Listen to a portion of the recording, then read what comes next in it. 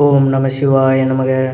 தென்னாடுடைய சிவனே போற்றி, எந்நாட்டவர்க்கும் இறைவா போற்றி. 2024 பார்த்தீங்கன்னா முடிவடைய போகின்றது. வருகின்ற புது வருடம் 2025 அனைவருக்குமே ஒரு பொற்கால வருடமாக இருக்க, அனைவருமே இறைவனை நல்லபடியாக வேண்டிக் கொண்டு அன்றைய நாளை எடுத்து வைங்க. அந்த வருடம் முழுவதுமே நம்ம முதல் நாள் எப்படி மனநிலையோடு இருக்கின்றோமோ அந்த வருடம் முழுவதுமே நமக்கு அப்படித்தான் இருக்கும். அதனால் நல்லபடியாக செயல் சிந்தனையோடு அன்றைய தினம் செயல்பாடு செய்யுங்க. இன்றைய பதிவில் நம்ம பார்க்க இருப்பது, இப்போ புது வருடம் பிறக்க போகின்றது. அனைவர் வீட்டிலையுமே இந்த புது காலண்டர் நமக்கு கிடைக்க போகும்.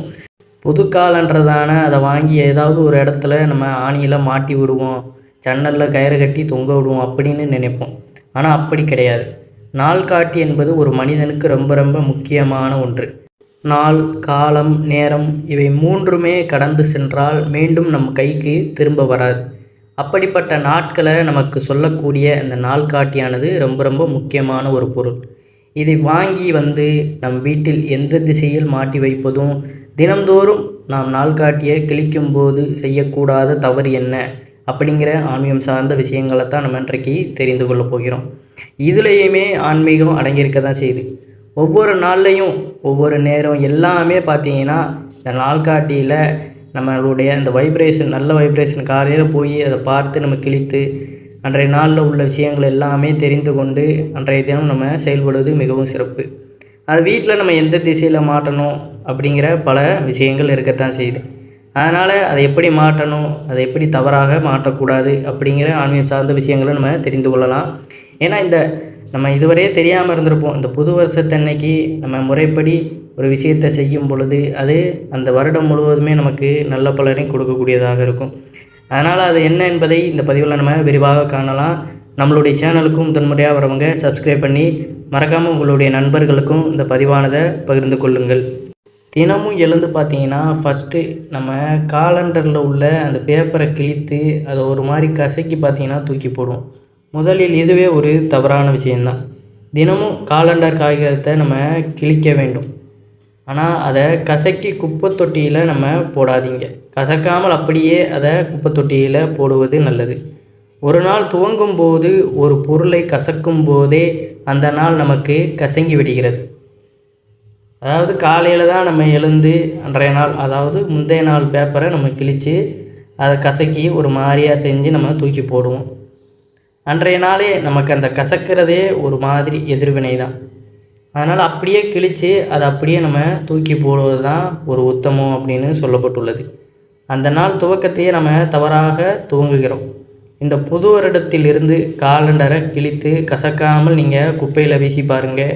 வாழ்க்கையில் நல்லதொரு மாற்றம் தெரியும் அப்படிங்கிறது ஒரு உண்மை. இன்னும் இதில் கூடவா அப்படின்னு சில பேருக்கு யோசிக்க தோணும். நீங்கள் ஒரு தடவை இதை முயற்சி செய்து பாருங்கள். அதற்கப்புறம் உங்களுக்குள்ளே இந்த மாற்றங்கள் தோணலைன்னா அதற்கப்புறம் சொல்லுங்கள். சில பேர் வீட்டிலலாம் பார்த்திங்கன்னா இந்த காலண்டர் பேப்பரு கிழிக்காமல் இருக்கும். ஒரு சிலர் என்ன பண்ணுவாங்கன்னா அது 10 நாளுக்கு ஒரு முறை, வாரத்திற்கு ஒரு முறை 7 பேப்பரு 10 பேப்பரு இப்படின்னு நாட்கள் விட்டு விட்டு கிழிப்பாங்க. இதுவும் பார்த்திங்கன்னா ஒரு தவறான விஷயம். தினமுமே டெய்லி காலண்டரை நம்ம கிழித்து விடுவது நல்லது. ஏன்னா ஒரு நாளின் தொடக்கத்தையே நம்ம முறைப்படி நம்ம கடைபிடித்து செல்லலைன்னா நமக்கு அன்றாடம் எப்படி அந்த டிசிப்ளினும் நமக்கு அந்த சுறுசுறுப்பும் ஒவ்வொரு விஷயத்திலையும் அந்த அக்கறை அப்படிங்கிறது நமக்கு எவ்வாறு இருக்கும். அதனால் தினந்தோறுமே டெய்லி காலண்டரை பார்த்து நம்ம கிழித்து விடுவது நல்லது. மாத காலண்டர்லையும் தேவையான விஷயங்களை குறித்து, இப்போ இன்றைக்கி டேட்டில் இந்த ஒரு விஷயம் இருக்குன்னா அதை நம்ம குறித்து வச்சு அதில் எழுதிக்கலாம். அதற்காக தேவையில்லாமல் அனாவசியமான விஷயங்களை எழுதி அடித்து கிறுக்கி அந்த காலண்டரை பார்த்திங்கன்னா அலங்கோலப்படுத்தி விடக்கூடாது.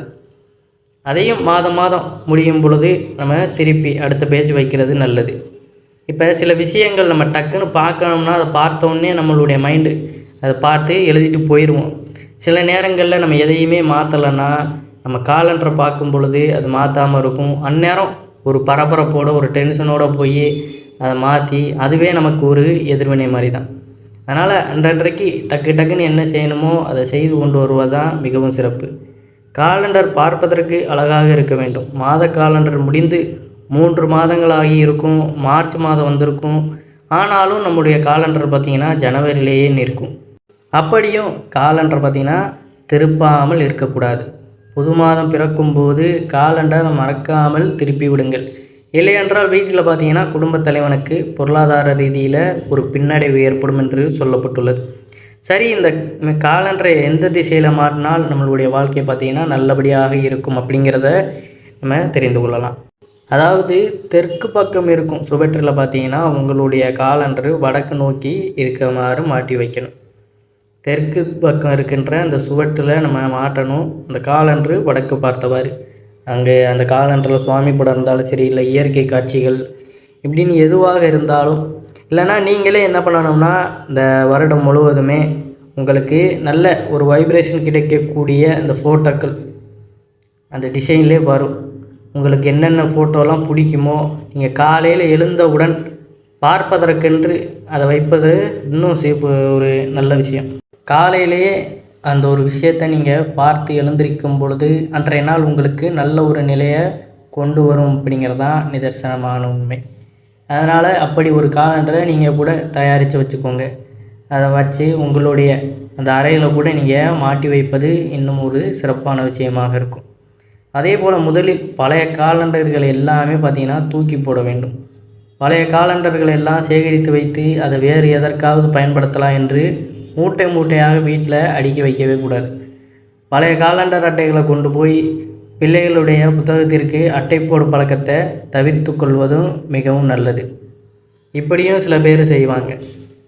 எந்த விஷயத்தை நம்ம எதுக்கு போடணும்னு தெரிந்து நம்ம வைத்துக்கொள்ளணும். அதனால் பழசாயிடுச்சுன்னா அதெல்லாம் தூக்கி நம்ம ஒதுக்கி அதை நம்ம அப்புறப்படுத்தி விடுவது தான் நல்லது. பழைய காலண்டர் எல்லாமே பழைய விஷயங்கள் எல்லாமே அந்த வருடத்தோடு முடியுதுன்னா அதை அன்றைக்கே நம்ம அப்புறப்படுத்தி விடணும். புதுசாக நம்ம அன்றைய தினத்தை ஸ்டார்ட் பண்ணும் பொழுது தான் நமக்கு எல்லாமே அந்த புதியதாக நல்ல ஒரு நேர்மறை ஆற்றலோடு வந்து சேரும். ஃபஸ்ட்டு நாள் எப்பொழுதுமே நெகட்டிவ் தாட்ஸ் மட்டும் நம்மக்கிட்ட இருக்கவே கூடாது. நல்லபடியாக அந்த ஆண்டு நமக்கு நல்லபடியாக நடக்கணும்னு நம்ம நம்பிக்கையின் மூலமாகத்தான் அது நமக்கு கைகூடி வரும். அதையும் நம்ம தெரிந்து கொள்வது நல்லது. மற்றபடி அதை பார்த்திங்கன்னா நம்ம இப்படி யூஸ் பண்ணி கொள்ளலாம். இல்லாட்டி இந்த அலமாரிக்கெல்லாம் நம்ம துணிமணியை வைப்போம், இல்லை வேறு ஏதாவது பொருட்களை வைக்கணும்னா அந்த பெரிய காலண்டர் இந்த பேப்பர் பெருசாக இருக்கும் பார்த்திங்களா, அதெல்லாம் கிழித்து அந்த அலமாரிக்கு அடியில் அப்படி வைக்கிறதுக்கு நம்ம பயன்படுத்தி கொள்ளலாம். பீரோவுக்கு மேலே இந்த துணிமணி அடுக்கி வைக்க இப்படியெல்லாம் அந்த காலண்டருக்கு ஆயுதங்களை நம்ம பயன்படுத்தி கொள்வது தவறு கிடையாது. புது வருடம் பிறந்த பிறகு இந்த பழைய காலண்டர் அட்டைகளை உங்கள் வீட்டில் பார்த்திங்கன்னா கட்டாயம் தொங்க வைத்திருக்க கூடாது. அதை நினைவில் வைத்து கொள்ளுங்கள். நம்பிக்கை உள்ளவர்கள் இந்த வழிமுறைகளை செய்து பாருங்கள் அப்படிங்கிறதான். ஏன்னா இது கூட நமக்கு ஒரு எதிர்வினை மாதிரி தான். சில பேர் வீட்டில் இப்படியும், அதாவது அந்த வருடம் முடிந்தாலுமே அந்த காலண்டரு கிழிக்காமல் கொள்ளாமல் அப்படியே தொங்கி கொண்டே தான் இருக்கும். காலண்டர் எதற்கு இருக்குன்னே அப்படிங்கிறதே தெரியாத அளவுக்கு நம்ம காலண்டர் காலையில் கிழிப்பதே அன்றைய நாளில் என்னென்ன போட்டிருக்கு எல்லாமே நம்ம தெரிந்து வைத்து கொள்வது நல்லது. இப்போ சடனாக நமக்கே ஏதாவது ஒரு வேலை விஷயமாக போகிறோம், அப்போ அந்த இடத்துல ஏதாவது நமக்கு அந்த நாளில் ஏதாவது போட்டிருக்கும், ஏதாவது கேட்பாங்க, அப்போ அதெல்லாம் நமக்கு டக்குன்னு அந்த இடத்துல ஞாபகம் வந்து நம்ம சொல்வதற்கும் அது வழிவகை செய்யும். அதற்காக தான் ஒரு இன்ஃபர்மேஷன் எல்லாமே நமக்கு தெரிந்து வைத்து கொள்வது மிகவும் நல்லது தான். தினமும் காலையில் அனைவருமே காலண்டரில் என்ன போட்டிருக்கு என்ன ஏது எல்லாம் தெரிந்து கொண்டு போவது நன்மை அளிக்கக்கூடியதாக தான் இருக்கும். நல்லதும் போட்டிருப்பாங்க, கெட்டதும் போட்டிருப்பாங்க. நல்லதாக இருந்தால் நல்லபடியாக மனநிறைவோடு போகணும், கெட்டதாக இருந்தால் கொஞ்சம் ஜாக்கிரதையாக இருக்கணும், அவ்வளோதான். கெட்டதை நினைத்து என்றைக்குமே நம்ம பயப்படக்கூடாது. அது ஒரு எச்சரிக்கை மாதிரி தான். ஐயோ என்ன நடக்குமோ அப்படின்னு நம்ம நினைக்கக்கூடாது. செய்யும் பொழுது ஒரு விஷயத்துலேயும் கொஞ்சம் கவனமாக இருக்கணும், அவ்வளோதான். நல்லபடியாக போட்டிருந்தாங்கன்னா நல்ல ஒரு உற்சாகத்தோடு அன்றைய நாளை நம்ம தொடங்குவது மிகவும் நல்லது. மேல் சொன்ன மாதிரி 2025 நீங்கள் தொடங்குங்க. 2025 அனைவருக்குமே ஒரு பொற்காலமாக மாறுவதற்கு எல்லாம் உள்ள இறைவனை நானும் பிரார்த்தனை செய்து கொள்கிறேன். நீங்களும் நல்லா இறைவனை வேண்டிக்கிட்டு அந்த இயரில் அடியெடுத்து வைங்க. எல்லாம் நல்லதே நடக்கும். நன்றி, வணக்கம். அனைவரும் என்றும் இறையருள் பெற்று நலமுடன் வாழ வேண்டும். ஓம் நம சிவாய நமக.